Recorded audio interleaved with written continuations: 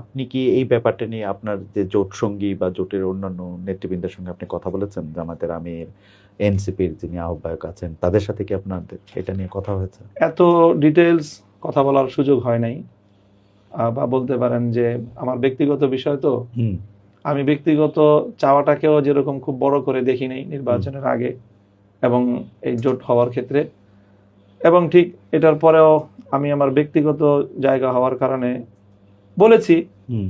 তো ঠিক অন্যদের কাছ থেকে প্রত্যাশিত সেই রেসপন্সটা আমি পাই নাই।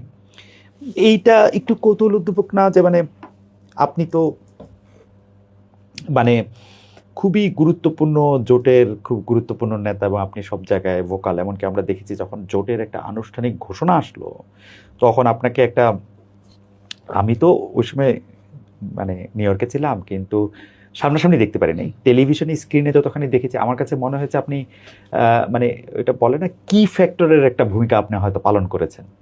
তো সেই ক্ষেত্রে আপনার ক্ষেত্রে যদি এত এরকম হয় তাহলে জামাতে ইসলামী বা এনসিপির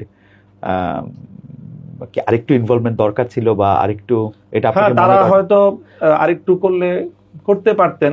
বাকি এখানে বিষয়টা এখানে মানে বিবেচনা করা হয়েছে হয়তো একটা সিট হিসেবে, ওকে। একটা সিট। আর এখানে যেহেতু আমার মতো আরো গুরুত্বপূর্ণ হুম একাধিক ব্যক্তিবর্গ এরকম খুব স্বল্প ব্যবধানে হুম পরাজিত হয়েছেন, বিশেষ করে জামাতের সেক্রেটারি জেনারেলের হুম যে বিষয়টা আছে, হয়তো সেগুলোর সাথে সব মিল করে এখানে কোনো একজন ব্যক্তিকে খুব বেশি একটা ফোকাস করাটা জোটের অন্যান্য নেতৃবৃন্দ গুরুত্বপূর্ণ মনে করেন নাই।